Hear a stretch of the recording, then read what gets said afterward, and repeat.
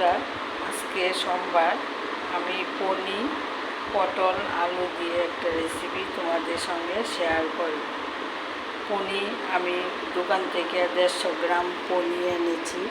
এনে ময়দা, চালের গুঁড়ো, চিনি, চালের গুঁড়ো, হলুদ, নুন, কাঁচা লঙ্কার গুঁড়ো, বিট লবণ একটু দিয়ে মেখে বড়া বড়া করে ডালের বড়া মতন করে নিয়েছি। তার সঙ্গে পটলটাও পিস পিস করে অল্প অল্প করে ছুলে পিস পিস করে, আলু সিদ্ধ করে পিস পিস করে, আলু আর পটলটা ভাজা করে নিয়েছি।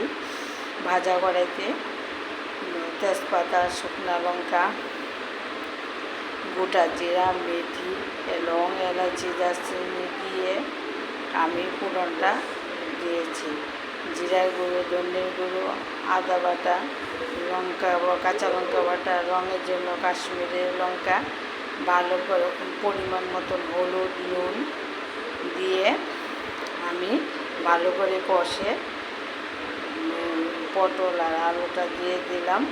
তার সঙ্গে পটল আলুটা ফোড়নের সঙ্গে মিশে গরম জল করে রেখেছি, একটু উষ্ণ গরম জল দিয়ে দিয়েছি। যখন পটল আলুটা সিদ্ধ হয়ে গেছে তখন পনিরগুলো দিয়ে দিলাম। দেখো কি সুন্দর হয়েছে। নামানোর আগে কড়াই চিনি দিয়েছি, ঘি দিয়েছি। দেখো কি দারুণ হয়েছে। বন্ধুরা দেখো তো কীরকম হয়েছে, খাওয়া যাবে তো? দেখতে তোমাদের কাছে কীরকম লাগছে? তোমরা সবসময় পাশে আছো, থাকবে, ভালো থাকো, সুস্থ থাকো। আজকে সোমবার, হর হর মহাদেবের পুজো, তার জন্য আজকে নিরামিষ করেছি।